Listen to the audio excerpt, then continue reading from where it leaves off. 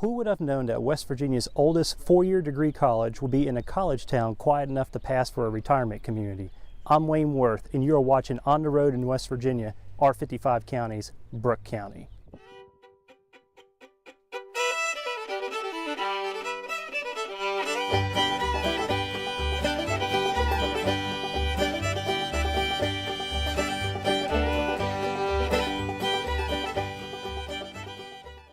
Before Brooke County was Brooke County, it was Ohio County and a wild frontier land.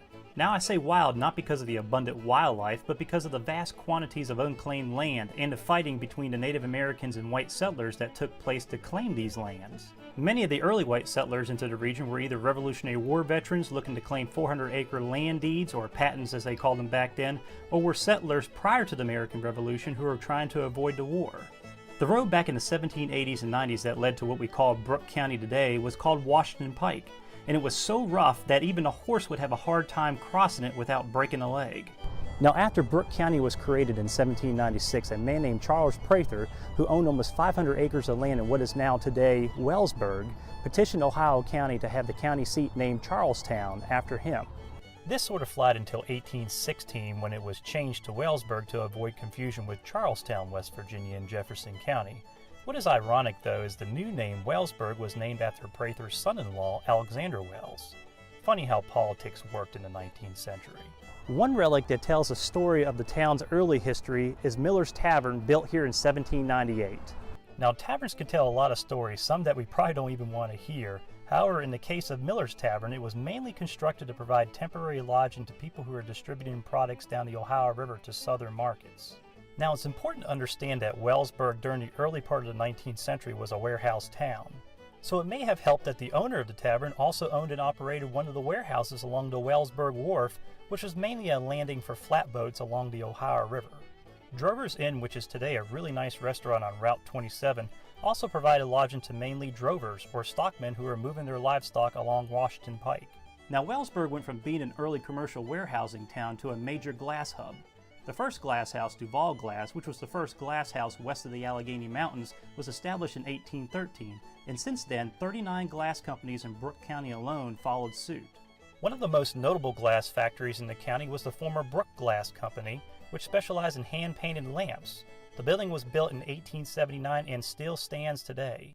Now, the 20th century brought many changes to the area. The Ohio River and available flat bottom land made Brooke County prime real estate for big industries such as steel, more glass factories, and also the production of chemicals. One town which benefited from 20th century industries was Follinsby, West Virginia, an Ohio River town which lies 6 miles south of Weirton. Follinsby, like many other northern panhandle towns, were big steel mill towns. However, all this bottom land, which is now developed, used to be farmland prior to 1902. Soon after the mill was built in 1906, Follinsby became a city, and immigrants from the United Kingdom and Italy came to fill the jobs in the steel mill.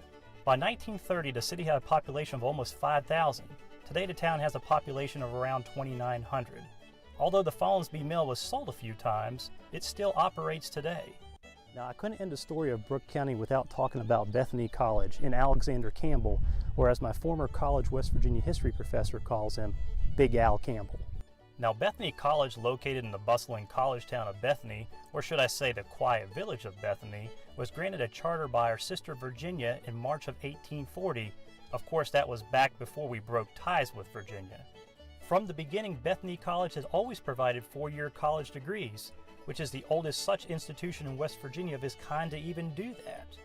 Now, Big Al Campbell was the founder of this great institution, which back in the day usually meant that you taught, handled the books, and I don't mean the academic ones, and ran the place. Big Al Campbell was noted as being an education and religious reformer. He was one of the first advocates for a public education system, which at that time didn't exist in Western Virginia, and argued to end slavery.